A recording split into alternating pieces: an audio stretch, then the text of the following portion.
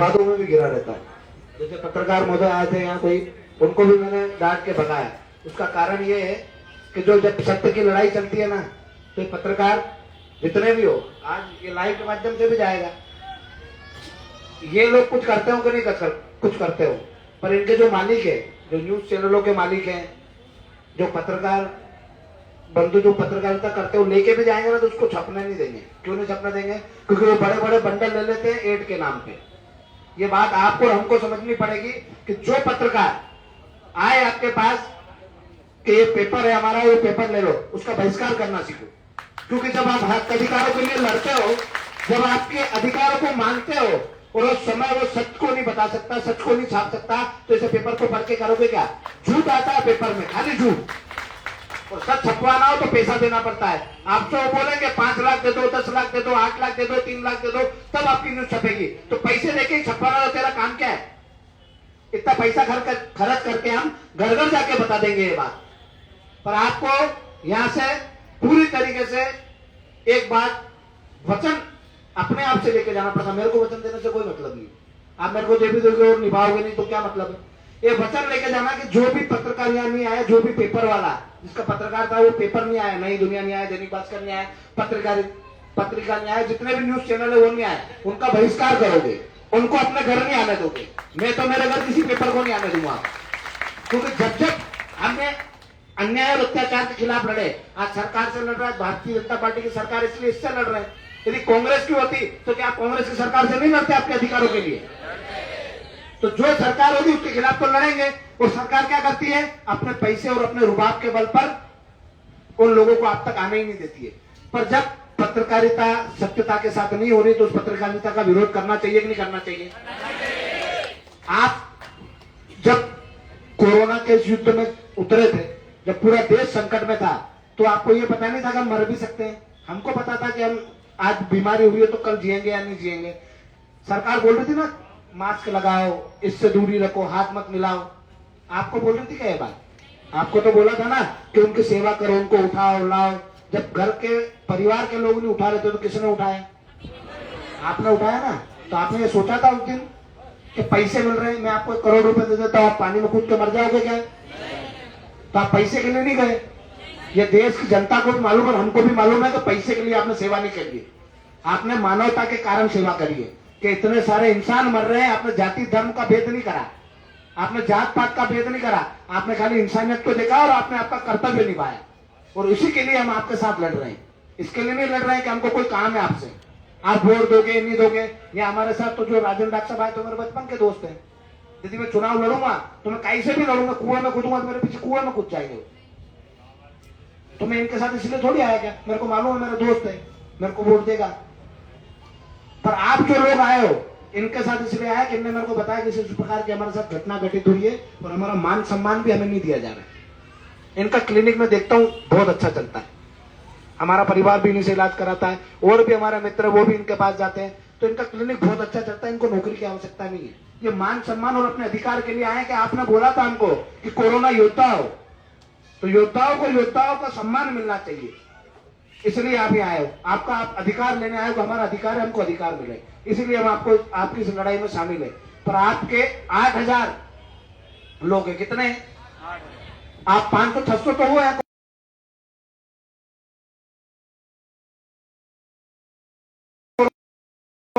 अपने अधिकार के लिए तो क्या दोबारा आपके साथ नहीं आएंगे लोग?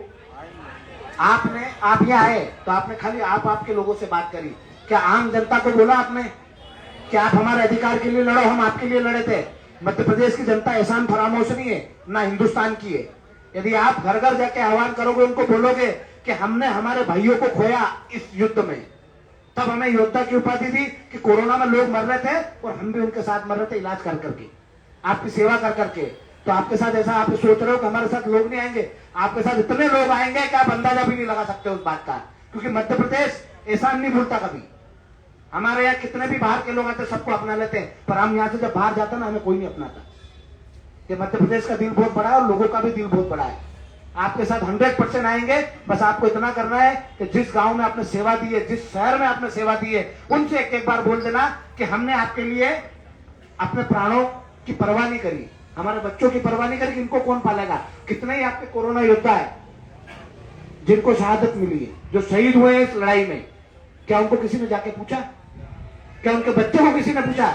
हम खाली यहाँ आज ही हम बाहर बात कर रहे थे कि हम खाली पुष्प अर्पित कर रहे हैं, उनको श्रद्धांजलि दे रहे हैं, पर उनको यही पता नहीं कि कितने मरे, नाम भी पता नहीं, नाम भी नहीं लिखा हमने, खाली कोरोना योद्धाओं को श्रद्धांजलि दी जो कोरोना में मरे हैं सेवा करते हुए, पर आपने और हमने उनका नाम जानने की कोशिश नहीं करी।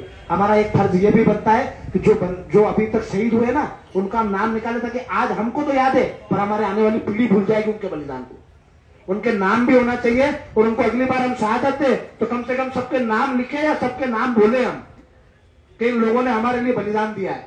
उनके परिवार से जाके हम मिले, कम से कम आप जहां जा रहे हो हम गए, हमको पास, हमारे पास नाम है, हमको उनसे जाके मिल तो सके, उनका दर्द तो सुन सके कि उनके साथ क्या बीत रही है।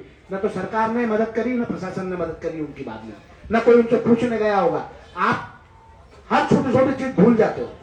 हमारी एक बहन गर्भवती थी, आंदोलन में शामिल हुई थी कि नहीं हुई थी? एक मांग हमारी ये भी होनी थी कि जिस पुलिसकर्मी ने उस पर लाठी चलाई थी, उसकी वजह से उसका बच्चा मरा है, उसको 302 की काई नहीं होना थी।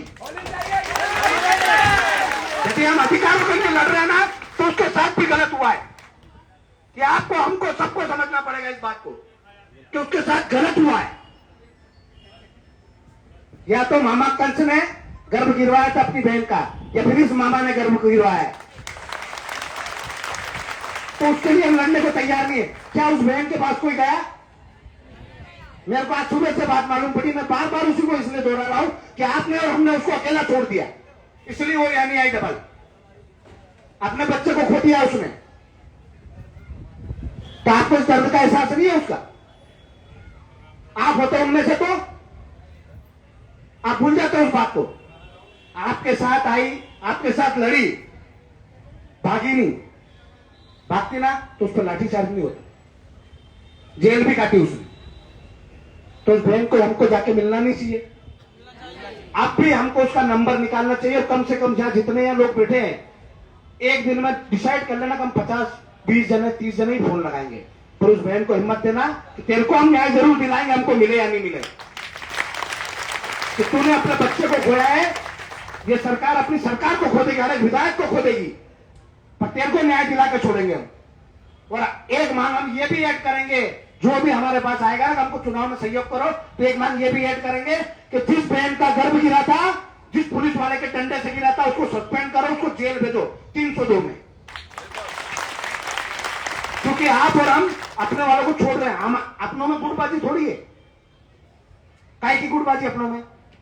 आप सबके अलग अलग मांगों को लेके आए हो क्या? जब अपनी मांग एक है ना, तो अपनी बात भी एक होना चाहिए। सब मिलकर निर्णय करो कि अपने को क्या करना है और किससे अपना कम नुकसान होगा। अपन बोल रहे जैसे कि अभी आए थे अपने भाई, बुरा मत मानना, मैं पहले ही बोल रहा हूं, मैं बोलता बुरा हूं। अभी 2-4 भाई उधर बात कर रहे थे, और अपन तिरंगा यात्रा लेके जाएंगे, 2-4 बोल रहे नहीं यहीं बैठेंगे। नहीं, तिरंगा यात्रा लेके जाने से आप ये जगह छोड़ रहे हो। जहां बैठे हो ना, ये तो जगह छोड़ दी, और वो आपको बैठने नहीं देंगे। उससे हम भी परेशान होंगे और वो जो बैठे ना वो भी परेशान होंगे। उनकी ड्यूटी है, उनको पहले भी बोला होगा किसी न किसी ने कि इन पर लाठीचार्ज करो, आप पे करिए लाठीचार्ज। ये दबे हुए, हम थोड़ी दबे हुए। इनको नौकरी करना, हमको थोड़ी करना है। तो ये लाठीचार्ज उनके कहने पर फिर करेंगे, फिर आपको मारेंगे। क्यों मारेंगे? क्योंकि ये गुलाम हो चुके हैं, आजाद नहीं है। लोकतंत्र की हत्या करने के लिए खुद शासन प्रशासन लगा हुआ है कि लोकतंत्र को खत्म कैसे करें। आपके जो साहब आए तो बोल रहे थे आप कैसे खड़े हो गए यहाँ आके, आपका आंदोलन नहीं है। लोकतंत्र में आंदोलन करने के लिए परमिशन की आवश्यकता नहीं होती है। क्या हमको परमिशन लेके हमारा दर्द है तो हम बताएंगे हमारे राजा को, हमारे मुखिया से ही तो मांगना है। आज अपने यहाँ का राजा कौन है? यहाँ का मुख्यमंत्री है। तो जब मुख्यमंत्री नहीं सुनेगा तो उसके खिलाफ पेटी तो रहे, गाली गलौज या पत्थर थोड़ी फेंक रहे हैं। अपन का उपद्रव करने आए क्या है? अपन ने उपद्रव करा क्या है? पहले भी बैठे थे, शांतिपूर्ण तरीके से ही बैठे थे। इससे किसी आवागमन में कोई परेशानी हो रही है? यहाँ 2 पुलिसकर्मी भी होते तो क्या अपन यहाँ बाहर जाकर उन 2 पुलिसकर्मियों को डराते क्या? अपन को उपद्रव करते? यहाँ इतने लोगों की जरूरत नहीं थी, पर वो आपको और हमको डराने के लिए खड़े करें। पर मैं आपको वचन देता हूं, इस बार लाठीचार्ज हुआ ना तो पूरे मध्य प्रदेश में हर एक करने सैनिक इनका भी विरोध करेगा, हर जगह। इस सिस्टम के खिलाफ हम पूरी ताकत से लड़ेंगे। भले उन्हें सालों साल जेलें काटनी पड़े, पर आपको अकेला नहीं छोड़ेंगे। पर आपको ये बात तय करनी पड़ेगी कि हमको लड़ना किसके लिए, अपने अधिकारों के लिए लड़ना है या अपने स्वार्थ के लिए लड़ना है। अधिकारों के लिए लड़ने के लिए पार्टियां छोड़नी पड़ेगी, और स्वार्थ के लिए लड़ोगे ना तो अपनी पार्टी के साथ जाओगे आप।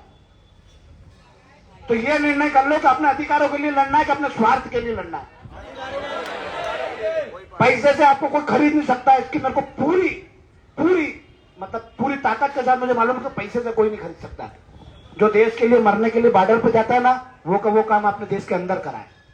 जो देश के हमारे सैनिक जो वहां काम कर रहे हैं ना बॉर्डर पे, उनको पैसे से कोई नहीं खरीद सकता। वैसे ही आपको भी नहीं खरीद सकता, क्योंकि उनको भी जान की परवाह नहीं और आपको भी जान की परवाह नहीं थी। पर भावनाओं में मत बहना उनकी। वो आपको जात के नाम पे बुलाएंगे, धर्म के नाम पे बुलाएंगे। उनको एक ही बात बोलना कि तुम न्याय नहीं कर सकते, इसलिए हम तुम्हारे खिलाफ है। तुम न्याय करने का जिगरा बना लो कि हाँ हम न्याय करेंगे, हम तुम्हारे साथ रहेंगे। हमने 8 जनवरी के कार्यक्रम में भी बोला था कि हम व्यवस्था परिवर्तन चाहते, सत्ता परिवर्तन कतई नहीं चाहते। हमारा मकसद ही नहीं कि हम सत्ता परिवर्तन करें। आप व्यवस्था परिवर्तन कर दो, हम हमारे घर चले जाएंगे, आपका दिल खोल कर स्वागत करेंगे और आपका काम करेंगे। क्या उनने आप और हमारी बातें मानी? उनको 2 फायदे थे, एक तो करणी सेना भी खुश हो जाती और एक कोविड संगठन भी खुश हो जाता, क्योंकि आपकी भी मांग थी उसमें। आज 18 मांगों को उनने माना, पर उनको लागू किया। 2 महीने का समय लिया था, हमको मालूम था नहीं होगा, उनने 3 महीने का दिया। 3 महीने में किया। आज 6 महीने हो गए, 7 महीने हो गए, अभी तक आए वो। आप डबल आके बैठ गए, वो आए पूछने, और अधिकारी उल्टे डरा रहे हैं, धमका रहे हैं, आपके ऊपर मुकदमा हो जाएगा। अरे भैया, हम यहाँ से चले भी जाएंगे, तुम इतने गुलाम और चाटुकार हो कि ऐसे चले गए, हमने कुछ नहीं करा तो भी कर दोगे। हमने झेले, जो जुर्म हमने किया नहीं वो भी हम पे थोपा इन सरकारों के दबाव में इनने। तो हमें इनकी नीयत पूरी तरीके से मालूम है। पर इस बार सरकार जिसकी बनेगी वो हमारे कहने पे बनेगी, और हर एक बेईमान अधिकारी से लेकर कर्मचारी का एक-एक का बदला लेंगे, एक-एक का। जिनने अन्याय किया है उनका नहीं बोल रहे अपन, जिनने अन्याय नहीं किया है, पर जिनने अन्याय किया ना, एक-एक से बदला लेंगे। हर एक की शकल याद है अपने को।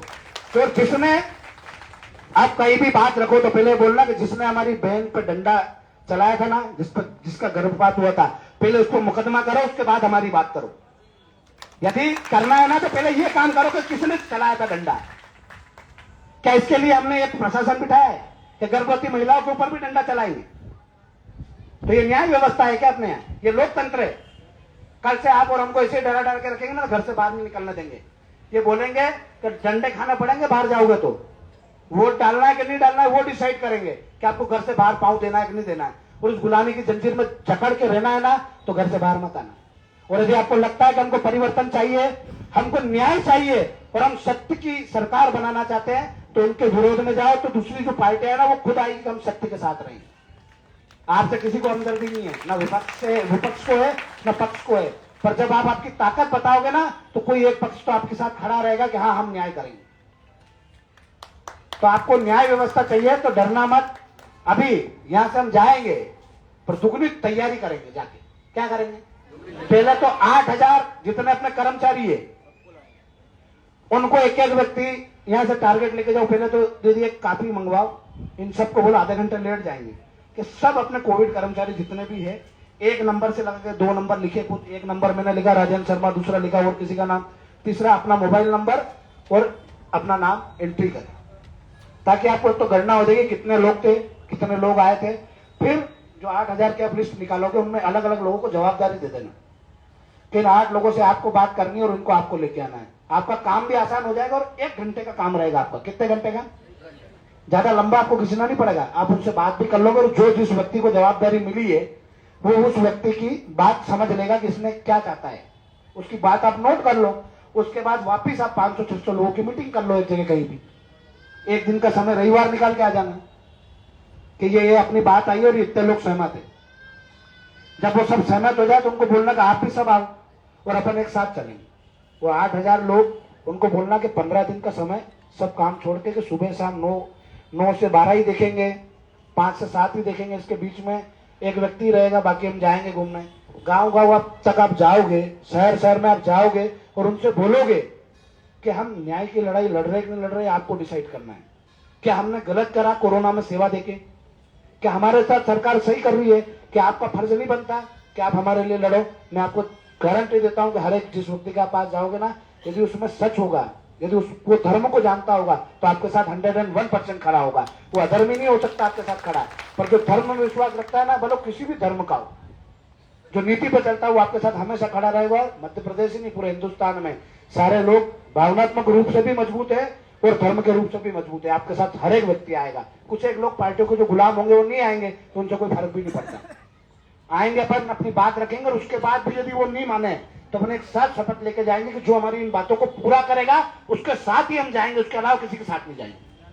भले भारतीय जनता पार्टी फिर नाक रगड़ ले आके, तो भी उसके साथ नहीं जाएंगे, क्योंकि एक बार अत्याचारी अत्याचार कर दे और बार बार अत्याचार करे, और फिर आखिरी में आके जब वो बोले, उसको समझ में आ जाए कि नहीं यार भैया, इनसे हमको नुकसान हो जाएगा, हम तो सत्ता में नहीं आएंगे, तो पांव पकड़ने आ जाएंगे आचार संहिता लगने के बाद। कब आएंगे?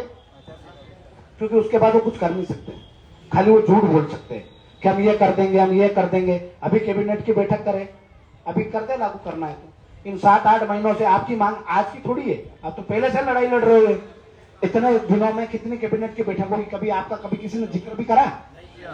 क्यों नहीं करा? क्योंकि वो झूठ आखिरी में आके बताएंगे आपको कि जब आचार संहिता लग जाएगी तब आके आपको बोलेंगे कि हम आपकी बातें मान लेंगे। मानना थी तो पहले ही मान लेते। वो झूठ का सहारा लेके आपके वोट बटोरने आएंगे वापिस, ताकि आप उनका नुकसान नहीं करो। तो आप सब यहाँ से शपथ लेके जाओ कि पहले तो हम 8,000 कर्मचारी जितने भी आपके साथ जुड़े हुए हैं उनसे संपर्क करेंगे, उनको यदि कोई गलत फहमी होगी तो उससे दूर करेंगे और उनको अपने साथ लेके आएंगे। हर एक व्यक्ति जवाबदारी निभाएगा और अपनी अपनी जवाबदारी के साथ ही आएंगे। गांव गांव में जैसे कि हर जगह आप कहीं ना कहीं क्लिनिक पर बैठते ही हो, यदि आप समर्थन मांगोगे तो लोगों को समर्थन भी मिलेगा और लोग दिल खोल के आपके साथ आएंगे। हम भी घूमेंगे, हम भी बोलेंगे कि आप सब आओ, सबसे हम भी आह्वान करेंगे, वो भी आएंगे हमारे साथ। हम सब मिलके आएंगे और एक ही दिन के लिए आएंगे। यदि उसमें सरकार मान जाती है आचार संहिता से पहले तो ठीक है, वरना पूर्ण रूप से भाजपा का विरोध करेंगे, पूर्ण रूप से बहिष्कार करेंगे। और इसके बाद भी किसी को कुछ पूछना हो तो पूछ सकता है, बोल सकता है, पर बेइज्जत ईमानदारी से बात करना है ना, पार्टी के हिसाब से कोई बात करने मत आना है कि मैं उस पार्टी की पक्ष रखने आया हूं, मैं उस पार्टी का पक्ष रखने आया हूं। और जो पार्टी आपके साथ खड़ी रह जाए आके, उसकी जय जयकार कर देंगे। अपने क्या तकलीफ है? तुम भी आ जाओ भैया। दूसरे भी कोई आके बोल रहा है कि नहीं इनसे पूरी नौरी हम कर देंगे, तो तुम कर दो, किसी का मनाही थोड़ी है। कोई दूसरी पार्टी पूरी करे तो अपन मना करेंगे तुम मत कर, हम तो इसी से कराएंगे। और वो भी बोल दे कि नहीं इनसे पहले हम कर देंगे, तुम कर दो, हमें तो हमारी मांग ही तो पूरी करानी है। पर एक मांग ये ऐड कर देना कि जिस बहन का गर्भ गिरा है उसके बच्चे की हत्या हुई, उसको मानसिक प्रताड़नाएं मिली है, उसको शोषण हुआ है, तो उसका हर्जाना जिस कर्मचारी, जिस पुलिस अधिकारी ने करा है, जो अधिकारी यहाँ मौजूद हो, जिसने आदेश दिया हो, उस पर भी मुकदमा बने और जिसने लाठी चलाई उस पर भी मुकदमा बने। ये भी हमें मांग रखनी है। और पूरे प्रदेश में, पूरे देश से ये बोलेंगे किस प्रकार से गर्भवती महिलाओं का गर्भ गिराया जाएगा तो कंस बार बार याद आएगा। और उस कंस का संहार करने के लिए ये भी मामा है और ये सब भांजे ही बैठे, कोई ना कोई तो संहार करेगा ही सही। तो आप सब मजबूती से जाना और डरना मत। जब भी जरूरत लगेगी आपको, जहां भी जरूरत लगेगी, पूरे मध्य प्रदेश में हमारी टीम है और हर जगह आपका सहयोग समर्थन करने के लिए खड़ी रहेगी। कहीं भी चले जाना, करणी सेना को ढूंढते हुए किसी को भी फोन लगा देना। मैं यहाँ से लाइव के माध्यम से बोल रहा हूँ कि जब भी कोविड संगठन के किसी भी कर्मचारी पदाधिकारी को जरूरत पड़े तो करणी सेना जहां भी हो, जिस भी परिस्थिति में हो, स्थिति में हो, उनके साथ जाके खड़ी रहे, उनका सहयोग करे और आपका हर जगह सहयोग करेंगे। पर राजनीतिक लोगों से बचना, वो अपने दरार डालने की कोशिश करेंगे, फूट डालने की कोशिश करेंगे। हमने आंदोलन करा है, हमने उसको झेला है। अलग अलग प्रकार से आपको तोड़ने के प्रयास किए जाएंगे, पर टूटना मत, क्योंकि आपकी लड़ाई मान सम्मान और अधिकार की है और न्याय की है। जो आपकी बहन के साथ अन्याय हुआ है उस लड़ाई को भी आपको प्राथमिकता से लड़ना है और उसको सब फोन लगा के ये भरोसा दिलाना। उस बहन के पास मैं भी जाऊंगा, उनके घर जाऊंगा और उनको अगले आंदोलन में लेके आऊंगा कि बहन तुम्हारा भाई जिंदा है, अब तुम्हारे ऊपर को लाठी चला के बता दे। मैं उनको लेके आऊंगा खुद। पर आप तो उनको विश्वास दिलाना कि हो सकता है अपने से गलती हुई हो कि अपन उसके साथ खड़े नहीं रह पाए हो, तो अपन गलती मान लेंगे ना, तो अपन छोटे नहीं हो जाएंगे। उसको बोलना फोन लगा के उस बहन को कि हमसे एक गलती हुई है जो हम स्वीकार कर रहे हैं कि आप मुसीबत में थे और हम आपके साथ खड़े नहीं हो पाए। आपके साथ अन्याय हुआ पर हम आपके साथ खड़े नहीं हो पाए, पर हम सब एक साथ मिलकर आपके साथ जो अन्याय हुआ उसकी भी लड़ाई लड़ेंगे और उसके लिए भी खड़े रहेंगे। सब एक बार फोन लगा के जरूर बोलना उस बहन को। मैं खुद उनके घर जाऊंगा और उनको जो तकलीफ होगी उसके लिए मैं खुद माफी मांग के उनको लेके आऊंगा। तो आपको भी मेहनत करना पड़ेगी और इस सरकार को जवाब देना पड़ेगा। सहमत हो क्या नहीं हो ये बताओ पहले तो आएंगे जब जरूरत लगेगी तब। कोई ये तो नहीं बोलेगा कि हम हार जाएंगे। अपन अत्यधिक जो लोग हैं यहाँ मिडिल क्लास लोग हैं, अपने इसमें हारना होता ही नहीं है। या तो अपन सीख के जाएंगे या जीत के जाएंगे, हारेंगे नहीं। तो ये याद रखना कि जो लड़ाई लड़ रहे हैं वो एक दिन में पूरी नहीं होगी। यदि भगत सिंह जी ये सोच लेते कि मेरी फांसी के बाद क्या देश आजाद हो रहा है, मैं माफी मांग लूं, तो क्या ये देश आजाद होता? कितने ही क्रांतिकारियों ने भगत सिंह जी से पहले भी बलिदान दिए और उनके बाद भी बलिदान दिए, जब जाके ये देश आजाद हुआ। हमारी लड़ाई इस अन्याय और अत्याचार के खिलाफ है। इन सरकारों से यदि मुक्ति चाहिए हो, ये जो अन्याय अत्याचार करते हैं, जिस प्रकार से प्रशासन का उपयोग करते हैं, जैसे अंग्रेज करते थे। अंग्रेज किसको आगे करते थे? उनकी पुलिस को।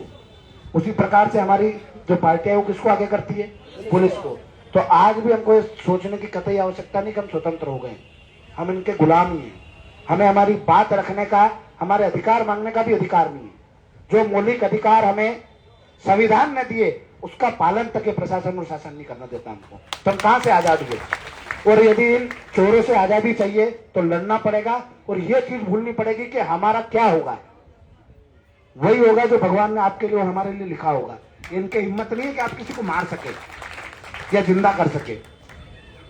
तो आपको लड़ना है, इस बात को सोच के जाना। और जब भी जरूरत लगे, एक दिन लगेंगे, 2 दिन लगेंगे, वहां समय देना पड़े, लोगों से बात करना पड़े तो बात करना, और उनको पूछना कि हम गलत हो तो मत आना। ये भी बोलना यदि हमने सेवा नहीं करी हो तुम्हारी तो मत आना। जब कोई मरा हो उसको हम उठा के नहीं लाए हो, उनके बच्चों ने उनको छोड़ दिया था, पर कोरोना योद्धाओं ने उनको उठा के लेके गए। तो आपने उनके परिवार का हिस्सा बन के काम करा है। आपके साथ हमेशा लोग आएंगे, इसकी जवाबदारी हम देते। कोई आए कि नहीं आए, तो कर्मी सेना परिवार, उनसे जुड़े जितने भी संगठन है सब आएंगे आपके लिए। हम उनको बोलेंगे कि यदि गलत हो तो अपन नहीं चलते हैं, यदि इनने कुछ नहीं करा हो तो अपन नहीं चलेंगे, पर यदि इनने कुछ करा है तो अपन अपना समय धन सब बर्बाद करके आएंगे। आपको किसी को खाना खिलाने की जरूरत नहीं है। कर्मी सैनिक, हर एक कर्मी सैनिक अपनी खर्चे से आएगा और अपना खाना भी साथ लेके आएगा। आपको उस चीज की चिंता करने की जरूरत नहीं है कि आंदोलन बड़ा होगा तो पैसे कहां से आएंगे। हर एक व्यक्ति अपनी, आप आओगे तो आप आपका खर्चा उठा लोगे कि नहीं उठा लोगे? हम भी आएंगे ना तो हमारा खुद का खर्चा उठा लेंगे, आपसे नहीं मांगेंगे, ना आपसे दूसरा कोई मांगेगा हमको पैसा चाहिए। तो आप सब मजबूती से लड़ोगे। यदि सरकार हमारी बात नहीं मानती तो इसको तड़ी पार भेजेंगे। तो लड़ने के लिए तैयार रहना और अपने साथियों को जोड़ने के लिए भी तैयार रहना। गुटबाजी कोई नहीं करेगा। हम सब एक साथ मिलकर निर्णय लेंगे कि हमारे लिए अच्छा क्या है। यदि किसी चीज से कोई नुकसान हो रहा है तो जिसकी वजह से हो रहा है उसको लग रहा है कि मेरी वजह से नुकसान हो रहा है ना, तो अपन सब एक परिवार के हैं। अपन बोल सकते हैं मेरे से गलती हो गई थी, ये अपने को नहीं करना, मेरे को समझ में आ गई, तो अपने में लड़ाई नहीं होगी। अपन एक दूसरे के साथ झुक जाएंगे। तो यदि अपन एक दूसरे के साथ ईगो पे ले लेंगे लेकिन ये तो होना ही चाहिए, मैंने बोला है, तो वो आंदोलन सक्सेस नहीं होगा। होगा वही जो सत्य है, जो सही है, वही करना है। तो आप सब गुटबाजी मत करना, आपस में एक साथ मिलकर लड़ना। आपके साथ कर्मी सेना परिवार पूरा आपके साथ खड़ा रहेगा। और जितने संगठन हमको सहयोग दिया था, हमारे साथ जुड़े थे, उन सबसे भी हम आग्रह करेंगे, निवेदन करेंगे कि आपके लिए उस लड़ाई में शामिल हो। इसी के साथ जय माता दी, जय माता दी।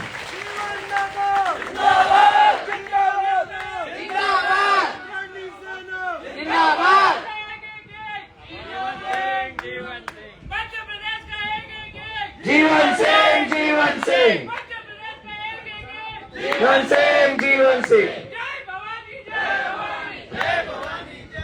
एक और जो अपना ज्ञापन था, अपन देने की बात कर रहे थे, अपने 5 जने कोई भी जाके उनको ज्ञापन दे दो कि ये हमारी तरफ से हमारा ज्ञापन है, माननीय मुख्यमंत्री जी को पहुंचा देना। उनको लगे कि हमने बलिदान दिया है, हमने कुछ करा है, तो इसको पूरा कर देना। नहीं लगे तो इनको अगली बार हम मुख्यमंत्री के तौर पे नहीं देखेंगे। हम हमारा मुख्यमंत्री खुद बनाने की ताकत रखते हैं। हम खुद बना के लाएंगे हमारा मुख्यमंत्री, जो हमारे बातों को सुन सके, हमारे इरादों को समझ सके कि हमारे इरादे देश के लिए है, देश के खिलाफ नहीं है। तो उनको 5 जने जाके दे दो आप, और उनको बोल दो कि कितने दिन में पूरा करोगे, करो तो करना, नहीं करो तो मत करना। अब हमारी लड़ाई ताकत के साथ ग्राउंड स्तर पर लड़ेंगे। अब यहाँ आएंगे ना तो ऐसे नहीं आएंगे तो 500-1000 जने इस बार आएंगे, तो उनको बोल के आएंगे, थोड़ी व्यवस्था ज्यादा रखना।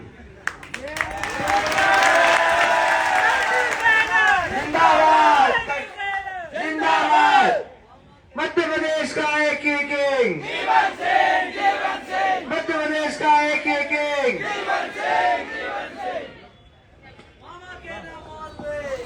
जिंदाबाद